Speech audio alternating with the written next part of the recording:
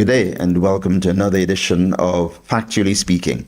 And with us again today is Dr. Lisa Jolly as we continue the program that we started on diabetes and nutrition with specific emphasis on how best to eat to help control and possibly reverse diabetes. But Dr. Jolly will tell us if that's possible. But in the last program, Mark Marie, you had told an interesting story about a lifestyle change that helped him to control his diabetes in a very significant way. So let's begin with him today. And Mark, exactly what did you do to, bring about this interesting control of diabetes that you have experienced? Okay. Well, I've been studying, not reading, studying the whole matter of chronic non-communicable diseases and what causes them since about 2010. So I studied some of the biochemistry of that thing and so on. And in 2021, my doctor told me that I was diabetic because my fasting blood sugar was 245 and my A1C was 8.9. And you're diabetic if your fasting blood sugar is 126 or higher. So I was certainly diabetic. And she proposed the standard treatment, which was start with metformin, which is a pill which you take that supposedly helps your blood sugar to be reduced. I told her that I would do it a different way, which is basically to change my diet. And I switched my major source of energy from carbohydrates to fats. And the second time I did the test, my fasting blood sugar had fallen to 117, which is below diabetes, but not normal. Yes, and my A1C had fallen to 7.2, which was also above normal, but lower. Then the third test I took in February of this year, all the markers were in the right way. My fasting blood sugar was down to 97.9, my A1C was 5.4, and my triglycerides were at, I'll put it in 5.3, 54, sorry. Yeah. And my HDL was 101. Yeah. So, and I also took an insulin test, which I hadn't taken before, which allowed me to measure my HOMA-IR, which is homeostatic assessment for insulin resistance, which showed that my insulin resistance was normal. So that's what I did by simply switching my diet to consuming more fats in my diet rather than carbohydrates. So I cut off sugar completely, and I drink no juice of any sort. I eat no bread, and I eat none of this white stuff that's made from white flour. I also stopped eating rice, and I cut back on ground provisions, which I do eat a little bit of. And the thing I eat most of that is locally produced actually is green bananas, because green bananas has a lot of what is known as resistant starch, which allows you to be filled up without putting a lot of glucose into your body. Yeah, that's basically what I did. Okay, well thank you, Mark, for this interesting story and experience that on how you've managed with a change of diet. Yeah. But that is a drastic change of diet, right? Indeed. To bring your diabetes under control, because the figures show that everything has improved, right? Yes, for sure. Right. And it's gone back to normal as I should have been all the time. Okay. I just want to make one other point is that in the process there, I lost 45 pounds.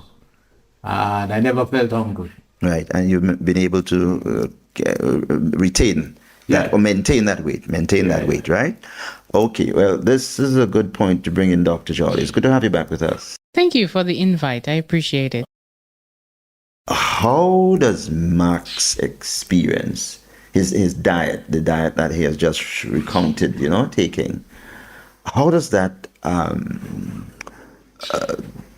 how similar is it or different is it to what, somebody like you who deals with diabetic patients and prescribes treatment, for them, normally prescribes?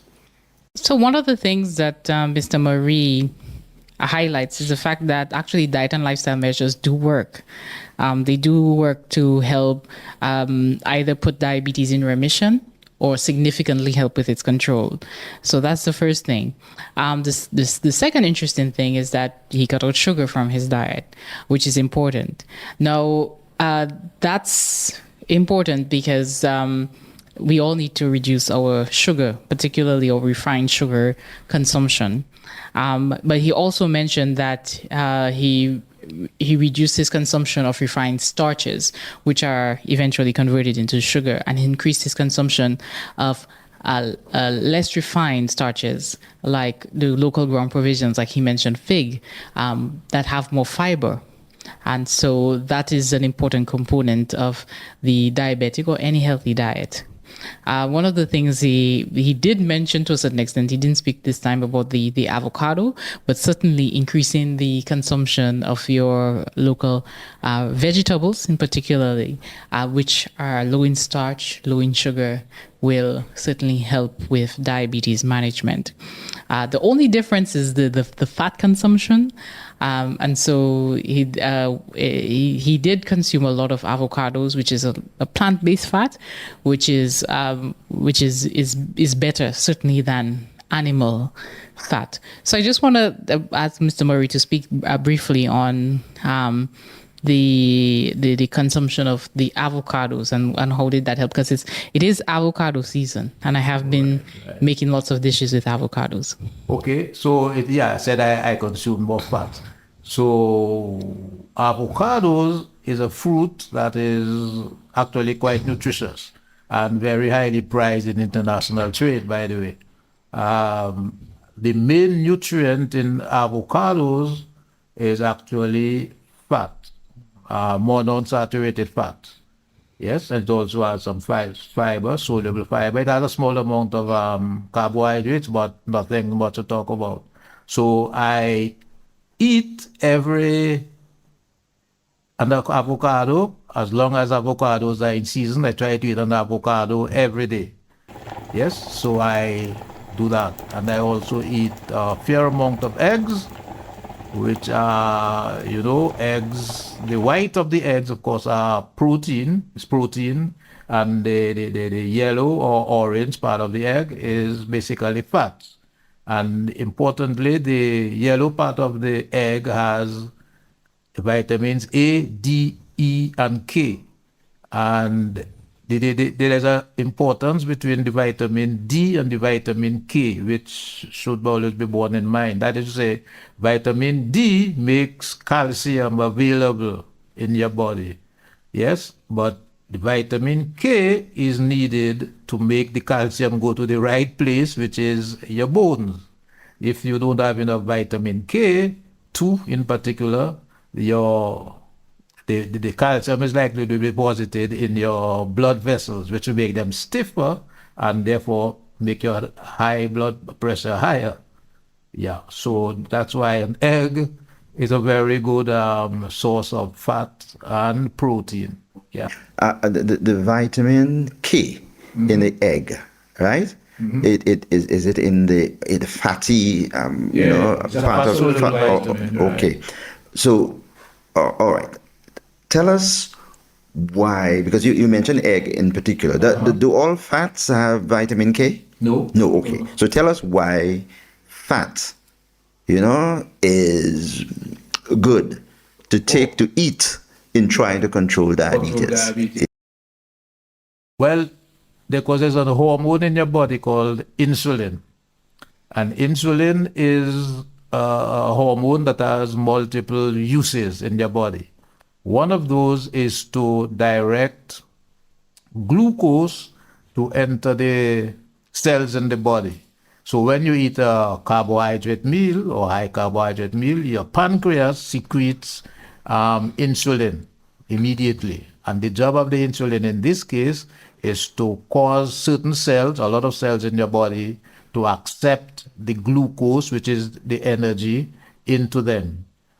So when you have an excessive amount of carbohydrates being eaten, you will also have a fairly high amount of insulin in your body as well. And having a lot of insulin over a period of time causes your body to become resistant to the effect of insulin in terms of absorbing the glucose from your body. The same thing does not happen when your source of energy is from fat, because it will not cause a rise in insulin to the same extent as carbohydrate does. So your insulin level remains lower. Yes, and sugar is a particularly bad carbohydrate for the reason that the sugar that you put in our tea and so on is actually what is known as a disaccharide. It has two sugars stuck together, glucose and fructose. The glucose is what your body needs for energy. And the fructose is actually what is actually sweet, which is why we like sugar. It's for the fructose. But the fructose is only metabolized in the liver, and your liver can only hold a relatively small amount of fat. So eating a lot of sugar or sugary stuff like pop, soda pop and so on will cause your liver to become fatty, which will cause it not to work properly. One. Secondly, the fructose causes your body to produce uric acid. Uric acid then interferes with the operation of the mitochondria, which is the part of the cell that deals with production and utilization of energy, so that they utilize less energy than they ought to. And the insulin, again, directs the excess energy which is not used by the mitochondria to be stored as fat. Yeah. So basically, you get fat from eating carbohydrates rather than from eating fat. This is really beyond me in terms of my medical, but I mean you're the doctor here, right? But I mean I have heard, and growing up and throughout my life, I have been told even by doctors, right, that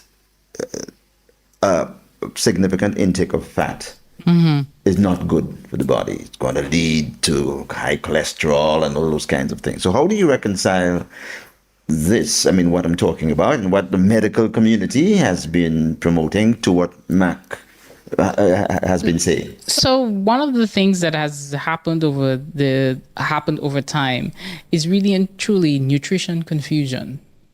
Because of heart disease, decades ago, that was thought to be due to excess fat in the diet.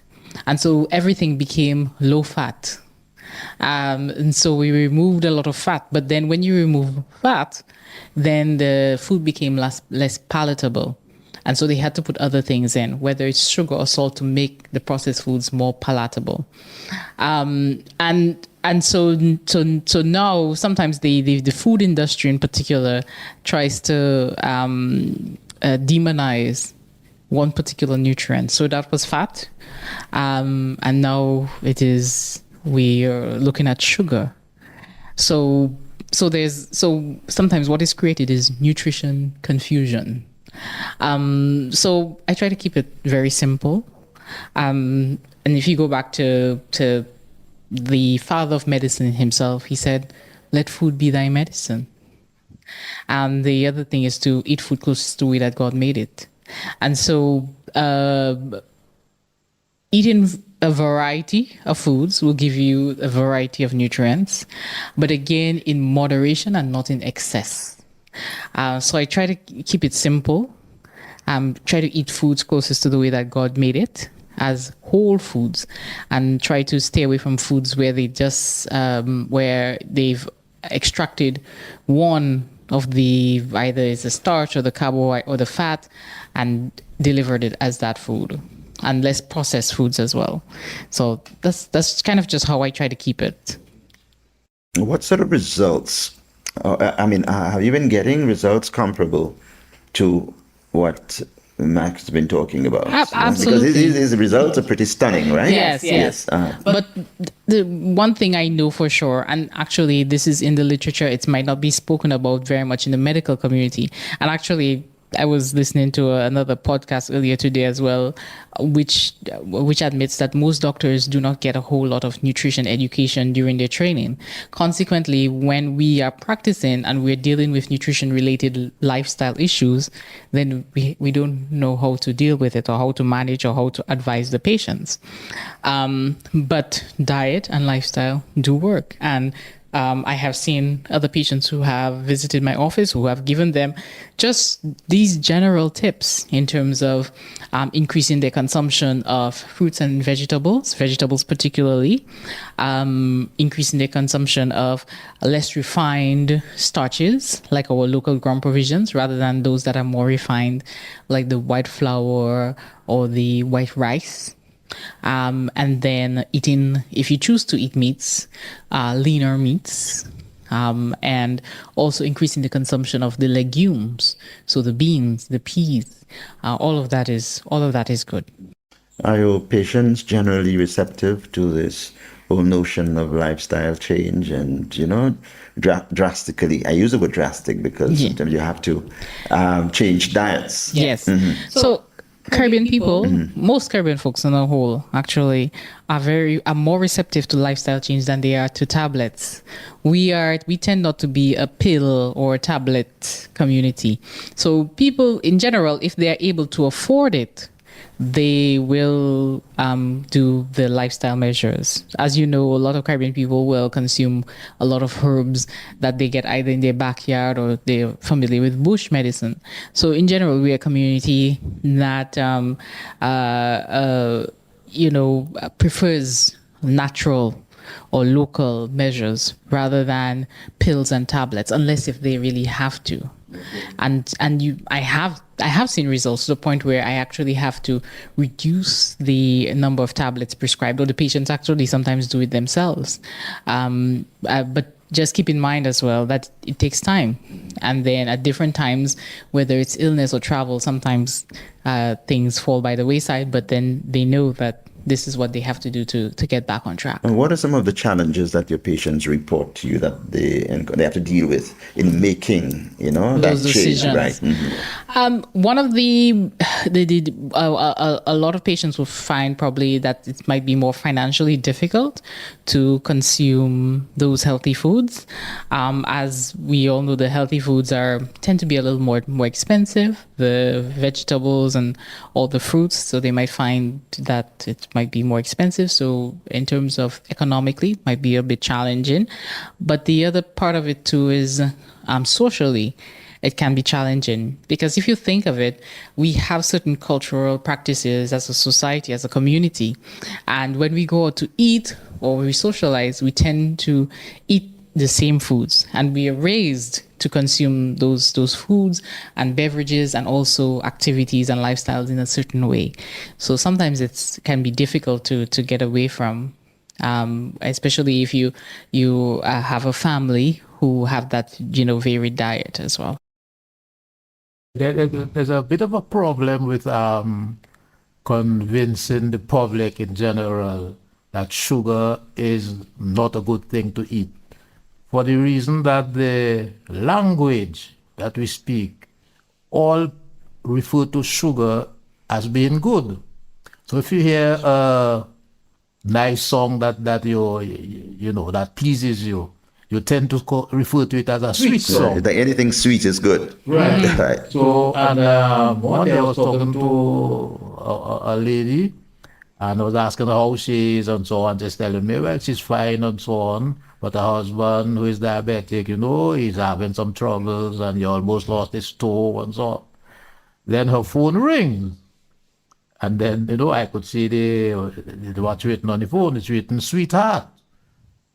So I'm saying, well, here's a hell of a thing. She's calling him sweetheart. And he's diabetic. How do you convince him or her that sweet It's not a good thing in his particular circumstance? Right, yes. right. Because he's her sweetheart. But at the same time, you're going to tell him, no, don't take anything sweet. Oh, but maybe the mere fact that he is diabetic with an increased blood sugar level just might be sweet, you know.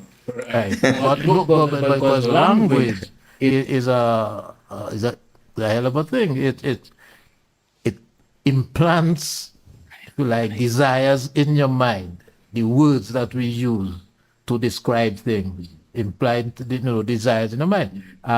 So to say to a person who is accustomed to sweet things are good, and sweethearts, and sweet this, and sweet that, and so on, and he must now think of sweet things as bad. It takes a good bit of shift, and I think in the whole education Paradigm process, shift, huh? they're about the reducing consumption of sugar, SSBs and other stuff, that we have to get linguists involved in it to help to craft the message such that it overcomes that barrier that exists in the language, with good and sweet being the same, more or less the same thing. Yeah. Let's talk a little about bread, right? Because we all know that bread is a staple, right? Yes. And we all know that generally bread is eaten a lot. I mean, in some countries more than others. I know in France they eat a lot of bread, right? In French countries, not really. I know they used to have bread with their meals, Yes. right? Yeah. But in Dominica, I mean, people buy bread every day. Yes. Right? Okay, first of all, how does bread contribute? Although Mark is touching it already, but I'd like you, as a doctor, to talk a little about, bread and how it contributes to a poor diet, and how that can be addressed.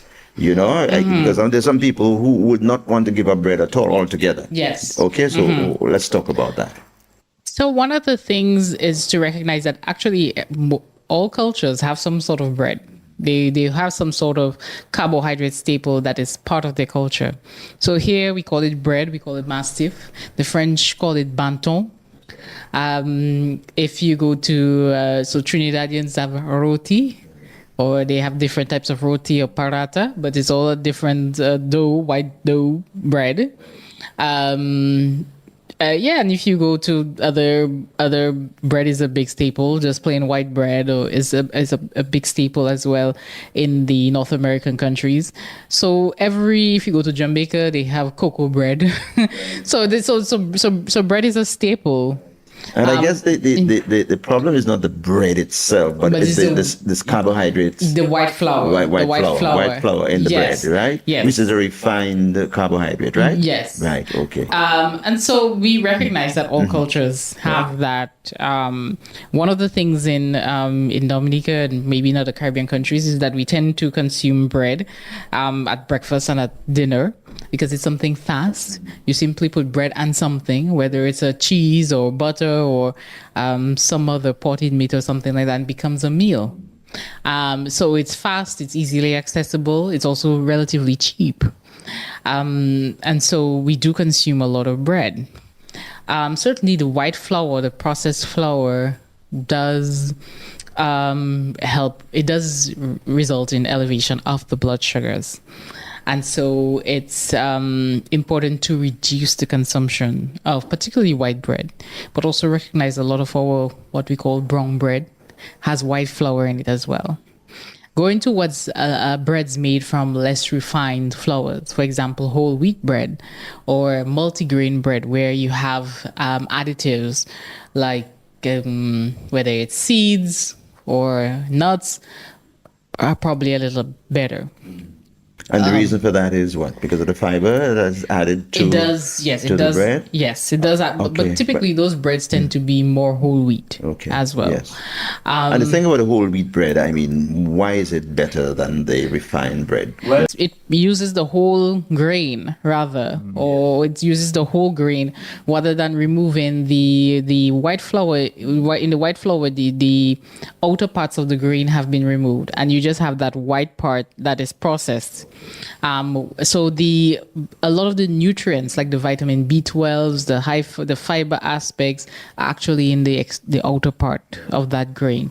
And so other places might call it whole grain bread. Right, whole grain, yeah. Whole grain. Whole grain. Mhm. Yes. Right. So white flour. So that's why white flour is more refined or more processed, whereas the whole wheat flour is less refined, less processed. And so making the bread with that flour is better than with the But the whole wheat bread does have some carbohydrate, right? It does have carbohydrate in it. does. Yeah, it does. It does. But it's just that it's a mixture of the carbohydrate and fiber. It does. So it is better for you. Right. It's better. So if you have to choose, it's better to choose a whole wheat or whole grain flour rather than the white process. So it's not that it's not without carbohydrate. It's just that it's a better bread or better option. And you should still eat it in moderation. Because they say it's not as bad as white flour doesn't mean you should gorge yourself That's with correct. it, right? That's Okay, correct. Mark, yes. Yeah, Right. but there's a little problem with the whole wheat bread, is that I don't think many people in Dominica would like to eat it because it doesn't rise the same way as the flour we're using here. The white- So It's very heavy, Right, very right. dense. so it's heavy. So it might say it's almost more like a stone than a bread. Yes. Okay.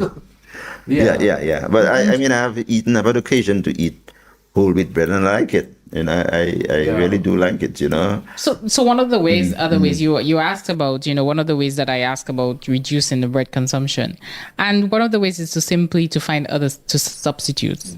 So for example, breadfruit is an excellent substitute for bread. So instead of having bread and egg for breakfast, you could have breadfruit and egg. You can use other less refined starches. But what about the breadfruit? Sorry, I mean, but that makes it less potent or less dangerous than white bread because it's still carbohydrates, right? That's correct. But but remember, the breadfruit grows on the tree. You can pick it whether it's in your backyard or it's in your community somewhere. It requires minimal processing. You simply either steam it or whether you do it roasted. It's very high in fiber. It's very high in fiber, and it actually works for folks who have diabetes. I do encourage them. You find that when they eat breadfruit, their blood sugars don't go up. So it does have starch, but also very high in fiber, and it's not processed. It's organic, so it's gluten-free. So it's one of those foods that qualify as being closer to how the Creator made it. It is, because if you have a breadfruit tree in your backyard, right, then how much closer? You don't have any questions as to whether it has been sprayed with pesticides or insecticides, whether it's GMO or it's non-GMO. It is as the Creator made it. And it's oftentimes you can get a fairly large breadfruit for like $5 or something like that. It doesn't require much cooking or processing in order to get it ready. Just steam it for 10 minutes. This also applies to other sources of carbohydrate that are produced by nature. Naturally produced. Yes. Yeah. Yes. So, for example, you mentioned fig. Fig. It's once again, it's high in fiber. Like anything else, you can consume it in different ones. You can consume more of, like breadfruit, for example, and you can tell the difference actually if I eat breadfruit as opposed to if I eat some white bread or even some brown bread. Your body feels different. Right. But I remember Mark in one of perhaps the previous discussion or in discussion off mic, differentiating between white potato and sweet potato. Yes, They're both naturally produced. Sure. Yes. But there's a difference, right? Yes. Yeah. White potatoes have a higher glycemic index than sweet potatoes. They also have slightly less Fiber. as well as less micronutrients. So sweet potato is actually much more nutritious than white potatoes, Despite the fact that it has sugar. despite the fact that sweet potatoes have It is sweet. some sugar, Right. sweet, right? So in terms of government policy and so on, I think we should abandon the idea that we have been pursuing for a while now of planting Irish potatoes in Dominica, because we have to go over hill and dale to import planting material. Ministry of Trade must restrict imports, etc., etc., so we can grow a couple of Irish potatoes in Dominica that have no nutritional advantage over the other carbohydrate foods we have. And if you want to do anything, you can encourage farmers to plant more sweet potatoes, which they all know how to do, and which is more nutritious. What's your take on what's your take on that, Doc? He's right. It's absolutely right that the white or the Irish potato is it has less fiber and has a higher glycemic index. So actually, sweet potato, even though it's sweet, is better than the Irish potato. You support his call for government to ban the importation of white potato and replace it with the growing sweet potato? I don't know. There might be some people who might come after me, who like the Irish potato. But I'll leave that up to the policymakers. But I continue to eat my sweet potato. Yeah, I love sweet potato. We still have Irish potatoes. Yeah, we do. They reported. But some is grown locally, right? Yes, what I'm saying. And that is costing us, as far as I'm concerned, a useless amount of energy, which is not benefiting anybody really, except maybe the farmers who get some money for that. But the farmer will get the money by planting Irish sweet potatoes just as well. Right. And we can export Irish sweet potatoes. We cannot export white potatoes because we don't have the drying facilities, etc., to prepare it for export. Right. But we can export sweet potatoes to the islands around us. Okay. Yeah. So there's a market waiting for sweet potatoes here. So we could expand our sweet potato production, abandon this business of producing local Irish potatoes, and simply allow the Irish potatoes that are needed to be imported as they have always been. Okay, but also the Irish potatoes to be. I thought you were advocating for a total ban of No. Irish potatoes. There's no ban on anything. Okay, all right. No, I was just trying to get this clear. That you're not advocating for a total ban. Education campaign. Right. You try to get people to not to eat it and to eat something else, and then there'll be no need to ban it if that happens. Right. People naturally do it. Right. This is what Dr. Lisa, I think, is saying. I'm just kidding. I just feel but there's another thing maybe you want to touch on. There is the question of the oils that we use for cooking. We used to use only coconut oil for cooking when I was growing up. Matter of fact, coconut oil was nothing that was sold. Everybody made his own oil at coconuts. Yeah? And somewhere along the line with this cholesterol story, which is wrongly told, it was decided that coconut oil has a high amount of cholesterol and therefore it's bad, it's going to kill you if you consume it. And we abandoned coconut oil, and our coconut industry got almost decimated throughout the tropics, by the way, in favor of soy oil, corn oil, safflower oil, sunflower oil, and these are the seed oils, which are inferior. Yes, and pro-inflammatory. Yes, so we should be trying to go back to oils and fats that are more nutritious. For example, lard and tallow, plenty more nutritious than these sunflower and corn oil that are being sold. Yes, for example, do not consume these oils. As part of my lifestyle change, I produce my own lard from pig fat, which I get from the butchers at the market. And that's what I use for cooking my eggs and so on. Yes, not oils that are bought in supermarket from wherever they come. But So actually right now, coconut oil you're seeing a resurgence in the consumption of coconut oil. If you actually look on social media, and the coconut oil is not only being used for cooking, but it's actually being used quite a lot, hair and skin and all of that. Yeah. So, and it's coming from, I think, Southeast Asian countries. Yeah. So no, is it because people are becoming more informed, more, aware of the properties of coconut oil and so on, or why? I think there is certainly more of a transition towards, again, more natural consumptions of local things that occur naturally, and so there is more information. Certainly, there were foods that were demonized in the past that we produced, but now we can see that there are many people who travel all over the world, and what they're looking for is actually to consume locally grown and produced fruits and vegetables. And I think with coconut oil, the scientists have discovered that coconut oil has a fair amount of what they call medium chain triglycerides, MCT, which is considered a good fat, a good oil that helps to stave off dementia, particularly Alzheimer's. So coconut oil has been getting a revival in popularity as an oil for cooking. Yeah. But Which we should have always known in Dominica, because we always ate coconut oil and nobody was falling down after they drank it or ate it. let me throw out this question, just an open question.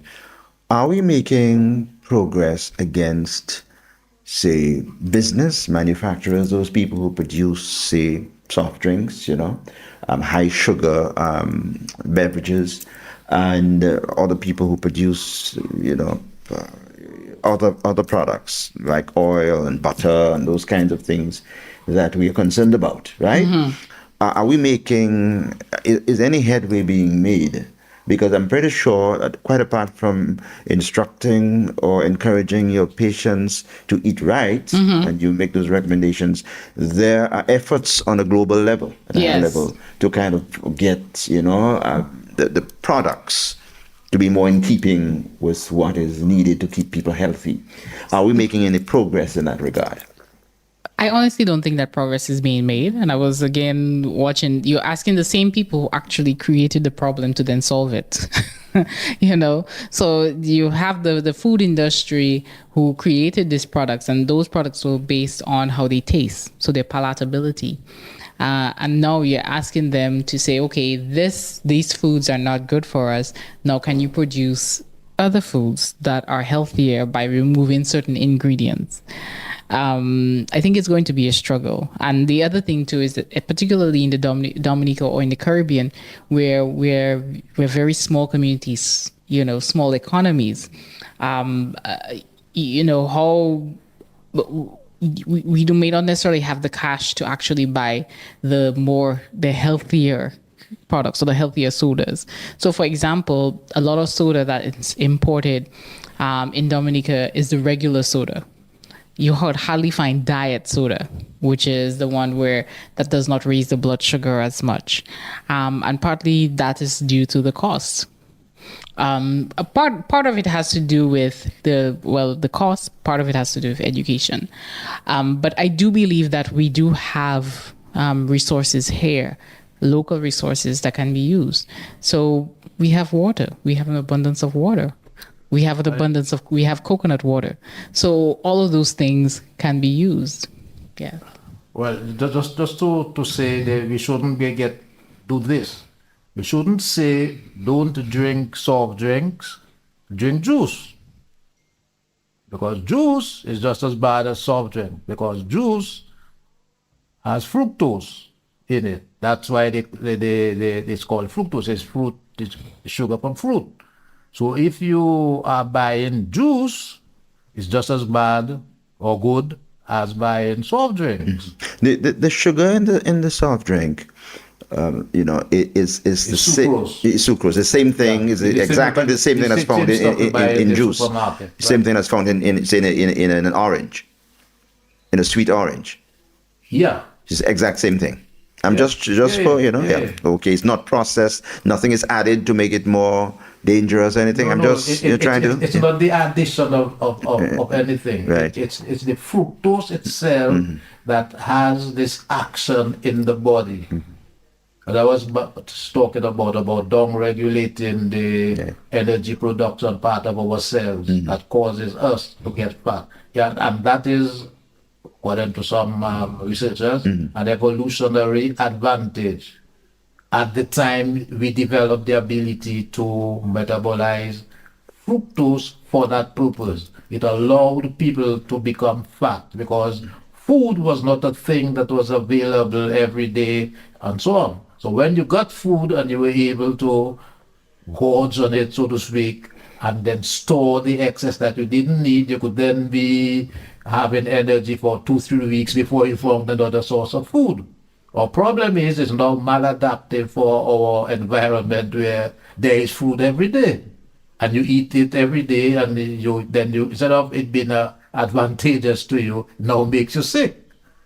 Okay. That's the problem. It's not the addition of anything to the sugar. It's the action of the product itself in the body. That's the problem, wherever it comes from. Okay, so one is discouraged from drinking, and I name Quenchy, but there are others like that, simply because of the amount of fructose in that drink. Well, sodas in general sodas, juices, particularly processed juices, are sugar sweetened beverages. And so we should aim to avoid all of them. And there's different categories. So let me go through the categories. You have the sodas or the carbonated drinks. You have the juices. Now you have the teas, iced teas. You also have sports drinks. Right, Gatorade and so on. Yes, right. And then you have energy drinks. And then you have other beverages where it's malt or coffees or all of those. But they're all sugar sweetened beverages, which is essentially sugar water with some flavoring of some sort. And so we should aim actually to reduce the consumption of all of those. One of the things that I aim to educate my patients about is actually reading the nutrition label. Because in all of those drinks, or in particularly processed foods, there is a nutrition label. I just want to note that the best foods don't have any label. So if you go to the local market, there's no label on the foods. When you go and they have their stall with their different foods, there's no label on the foods. You could take a 5-year-old and they'll be able to point out and name the different types of food. Whereas if you go to the supermarket, there's a nutrition label, the nutrition facts. The manufacturing companies are aware that most people don't know how to read the label. So basically people are making decisions about what to eat or drink in the absence of actually knowing what is in it.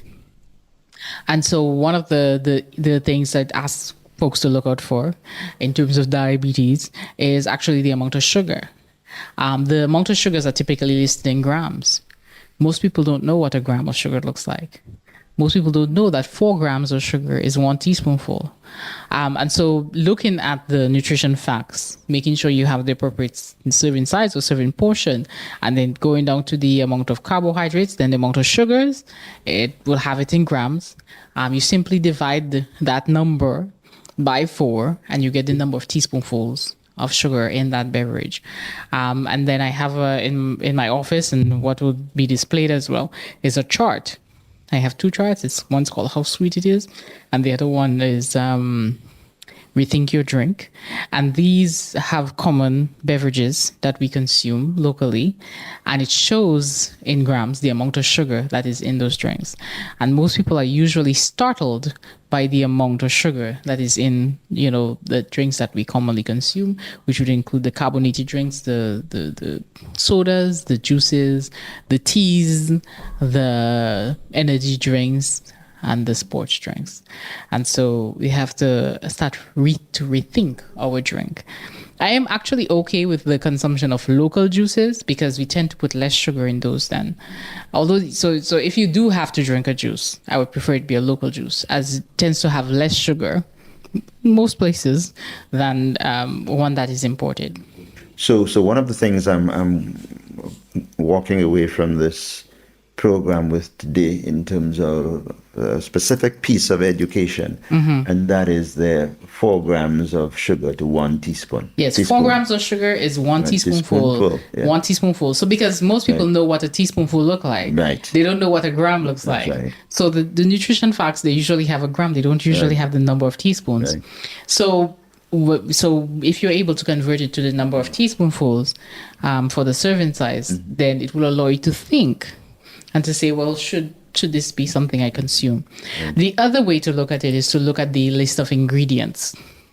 And if sugar shows up, or high fructose corn syrup shows up within the list of the first 3 ingredients, it means that there's a lot. And that's because the ingredients are listed in terms of their quantity. And so oftentimes there's water, sugar, and then there is actually the flavoring. So most of the drinks that we tend to consume tend to be more sugar water really than actually juice. And oftentimes they're marketed, the front of label packaging often indicates that it's juice, whereas it's more often sugar water. Okay. Yeah, there's a thing that we import called juice drink. I told you I wasn't in favor of banning anything, but I think they should ban that, because that is simply sugar and water, which everybody can make by himself. We shouldn't be importing water and sugar. That's flavored, right? They will tell you maybe such and such a drink, Yeah, but it just flavored with the taste of whatever it is, right? Yes. But there's no nutrients in there, right? Pretty useless. Okay. And damaging in point of fact. Right. Okay. Right now, I want to look at exercise. Right, because that's one of the exercise. Yeah, yes. sure. Yeah, it's one of the recommendations. Yes. that doctors tell you, and not only doctors, but literature tells you that is going to help you to reduce your weight, to burn excess energy, and to fight diabetes as well. Yes. So let's talk. You want to start, Mark? Let's talk about exercise. Absolutely. Let's talk about exercise. Here's why exercise is useful, especially if you are diabetic. I said previously that insulin opens the cells in your body to allow glucose to go in to be used as energy. But your muscles are a set of cells that do not need insulin to take in the glucose for energy. So if you are able to exercise, it will have the same effect as if you are taking insulin. So the amount of insulin you need for your blood glucose to go back down is less if you exercise. Okay? Now, unfortunately, if a person is obese, he tends to be unable to exercise for the reason which I gave at the beginning there, that he is unable to burn sufficient energy, and therefore he doesn't have energy to exercise. So although exercise is very good if you are overweight or obese, etc., just exercising will not reduce your weight. You first have to, if you like, fix your metabolism by consuming less carbohydrates, reduce your insulin level, and then you are able to exercise, because then you will have more energy available for burning. And in doing so, you will then start to draw on the fat which you have stored, and you will lose weight. But you cannot lose weight simply by exercising without changing your diet. What's your take on that, Doc? That's absolutely right. You can't exercise yourself out of a bad diet. So a lot of people believe like, okay, if I exercise, then I can eat what I want. Or wrong thought. So the diet actually is primary. So you can lose weight or get your diabetes in control in the absence of exercise, but solely with changing the diet. And so while exercise is important, diet is more, you have to fix the diet first. But since exercise helps you to burn energy, Yes. right? And energy comes from food yes. that you eat.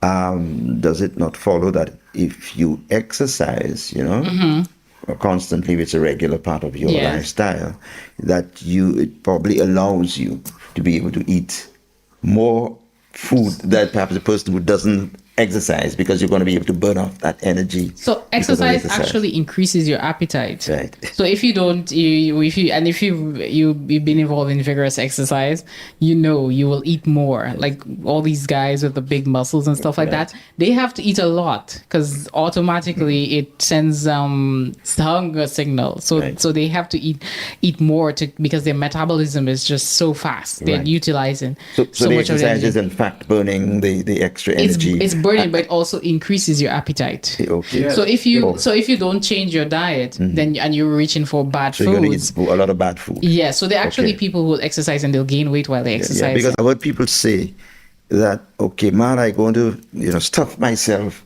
at this particular occasion, and I'm going to walk or sweat it off afterwards, It's as if that's an excuse to eat more. Yeah, no, You know? no. Here's what happens. Right. I just mentioned the sweat. One of the things that happens when you exercise is that you're going to sweat, perspire. Right. Just say you lose water. You will then want to replace it. You get thirsty. If your habit is to drink juice or soft drinks as your way of refreshing yourself, that you will go and drink them instead of drinking water. So the calories you might say you lost by doing exercise, you just replace them or double them by drinking fruit juice or Coke, as the case might be, Okay, but exercise is recommended because it has Absolutely. other health benefits. Absolutely. Than just fighting diabetes. So absolutely. So the recommendation is to exercise for 30 minutes 5 times a week. But if you're not able to do that 5 times a week, unless you're working or something else, then you can simply I just encourage folks to do an hour on the weekend. Okay. And do whatever it is that you enjoy. So if you can do anything from walking to hiking to biking to swimming, but whatever it is that you enjoy and you will do consistently, to do that. Okay, so let's move to government's policy now, which is what we want to end this program on. Before we get there, though, I want to say that government recently passed legislation that increases the tariff, right? That was already existing on sugar beverages, right? Or sweet beverages. The results that we've seen so far of that is that one of the companies that produces beverages has increased the price of their products, which I expect, was to be expected. But I want to begin, our discussion on government's policy by looking at that specific, policy that was implemented, and to get your feedback on that before we move to other areas. So the research has shown that increasing taxation on sugar sweetened beverages does work. It was instituted, I believe, in the first place was in Mexico. Mexico used to, at one point in time, was the most obese country in the world. And the increasing the tax on sugar sweetened beverage did reduce the consumption of sugar sweetened beverages. So it does work. But there are other things that have to be in place as well. Apart from just taxation, is that education also goes hand in hand, because sometimes people would still purchase those sugar sweetened beverages even though it's at a higher price, and so education is an important aspect to, and not just simply taxation. So it's definitely a step in the right direction, but also making sure that the alternatives to the sugar sweetened beverages, water or coconut water, is also accessible and easily available, and it's also affordable as well. That's another piece as well. The alternatives have to be affordable. We should also look into elimination of sale of these sugar sweetened beverages to children as well, particularly in the school environment, whether it's in the schools or nearby the schools. I do believe that we should reduce or eliminate the sale of sugar sweetened beverages or concentrated sweets to really and truly the most vulnerable in the community, which are children. And we all know, we all like sweet as human beings. However, if we are allowing those children to make decisions about the type of foods that they eat in the absence of the knowledge of the consequences, but also in the absence of the knowledge of even how to read a food label, I don't think that that's fair or that's right. Yeah, but I think actually, as just talk is speaking about not giving sugar sweetened beverages to children. The model preschool at the social center, quite a few years now, about 2017 or thereabout, actually put a ban on the parents from giving their children these box drinks to come to school. And she says, give them a fruit instead. So without any government prompting or anything, the school and the principal understood that the children drinking these box drinks wasn't good for them. And she's put this policy in place that at the model preschool social center, the children shall not come to school with box drinks.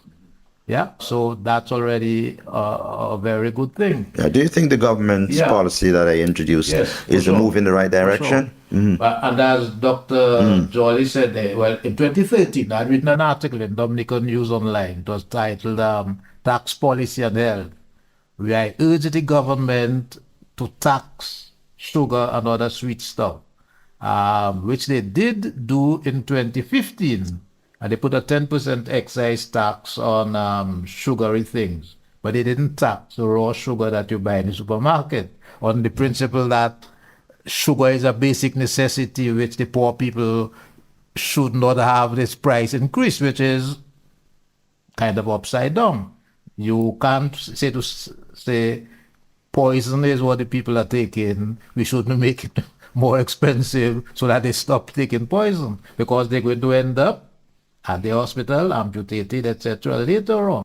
But don't policies of that nature, where you're asking people to make drastic changes in their lifestyle, shouldn't they not be accompanied by some form of education and other measures to cushion that? In 2013, I said that policy, after you've increased the tax, so you raise the price to the consumer, they should be accompanied by an aggressive campaign to explain to the public and why it's bad to consume these drinks and so much sugar, and something similar to what was undertaken against tobacco. And it has to be a sustained campaign. You can't just say that like the day of the budget and then assume that everybody knows and everybody will follow. Everybody will not follow. Particularly, you're dealing with an addictive substance from which people must be weaned. And if you, quite frankly, you probably have to think about a rehab program, not dissimilar to what is thought of or done for people who are cocaine addicts, because sugar addicts are sugar addicts, who need assistance to kick the sugar habit, you know? All right, okay. Well, Dr. Jolly, you do your own education at your office, on a daily basis. Your patients come to you, and it's part of what you do to educate them on what they need to do, about their condition.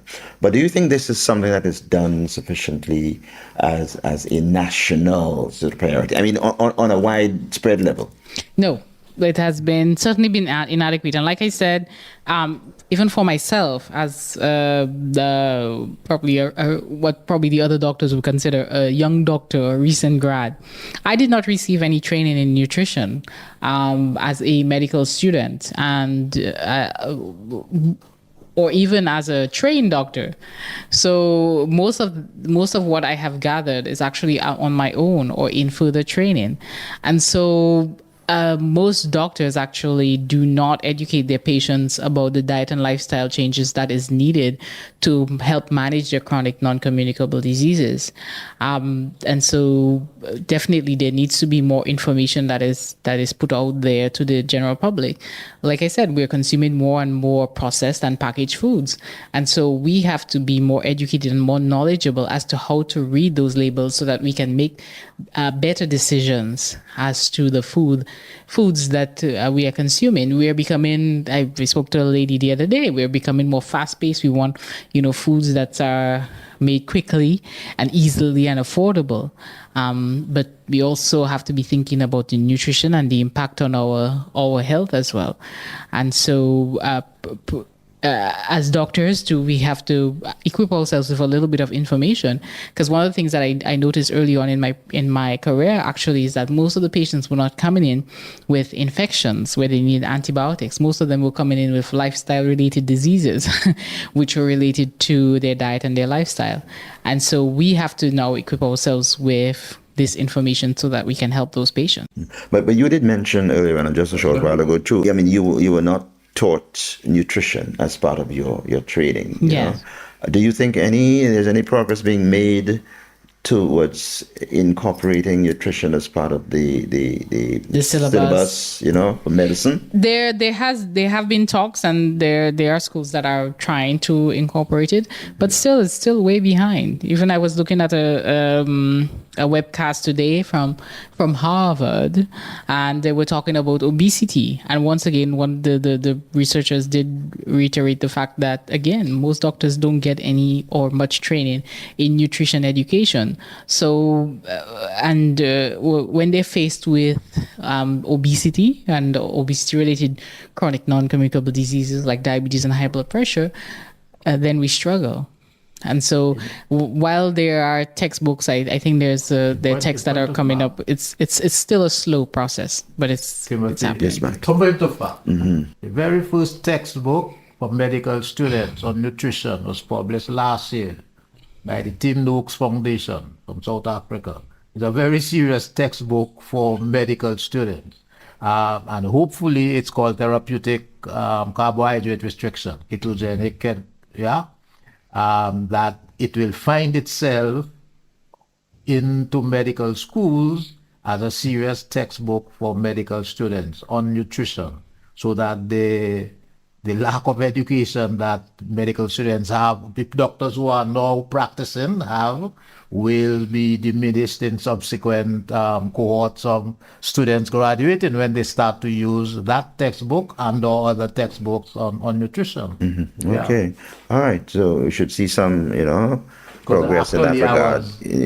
But I kind of knew about sometime it. down the road. Yes. Yeah. The question that doctors were not trained in nutrition.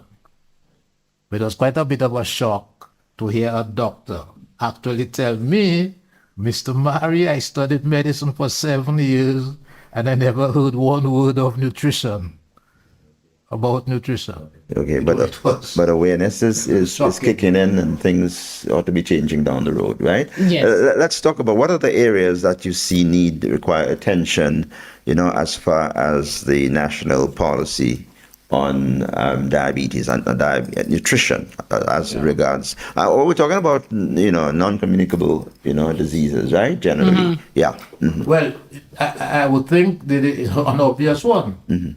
The health goals of the nation must be aligned with the food production goals of the nation. In other words, for example, you shouldn't be, I said this already, we shouldn't be telling people to plant Irish potatoes if you want them to be healthier. Similarly, the government should not be putting $1 million aside for people to make juice.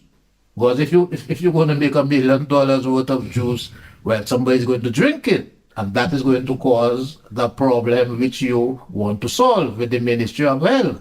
So there has to be an alignment of the different government ministries to achieve the objective, because the question of chronic non-communicable disease is considered so serious that the CARICOM heads of government have had more than one summit discussing about what to do about it. But what to do about it means that we must understand what is the cause, one, and then apply the remedies.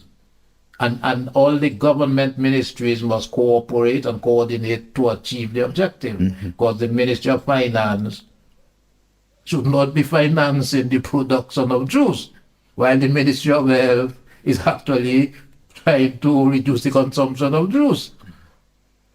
Okay, yeah, Doc, what are your final, remarks? My final remarks is really the fact that we're having this conversation. So it's it's a step in the right direction.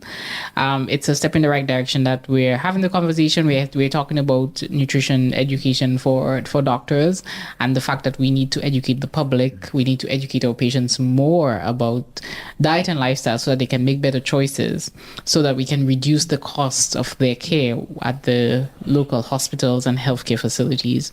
One of of the things that I would like to see is that if there, in terms of policy-wise, if there is excess like fruit or vegetables available, those should somehow, we should find their way to the hospital.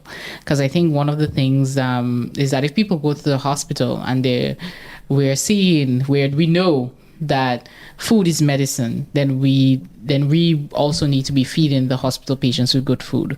And if it starts there, hopefully it's something that they will be able to continue at home. So in terms of policy, that's something that I would like to see, whereby we're incorporating more nutrition education, but also we're also having that practice in the hospital setting as well. Mm-hmm. Well, maybe say the last word. Yes. Is that I'm glad that Dominica won the Olympics. We got the most medals per capita. But I was shocked and dismayed to see that in front of our gold medalist was a Coca-Cola sign.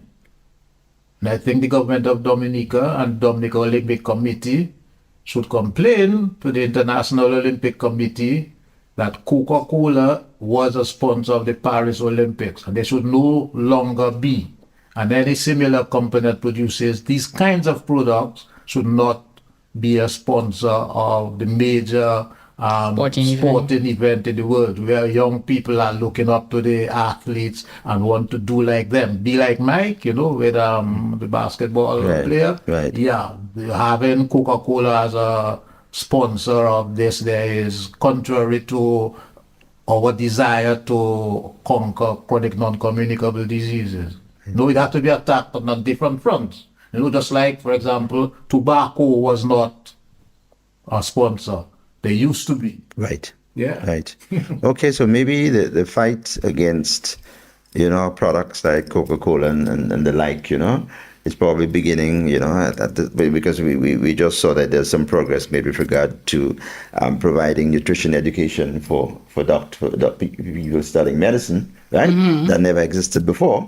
So maybe those things are beginning to take root, and who knows, sometime down the line, we may achieve that, where we no longer have Coca-Cola or products of that nature, sponsoring the Olympics. Right. But I want to thank you, Dr. Jolly, and of course, Mark, as usual, my co-host, but also who made a very significant contribution to the discussion because of his own personal experience as somebody who was suffering from diabetes and made a remarkable recovery.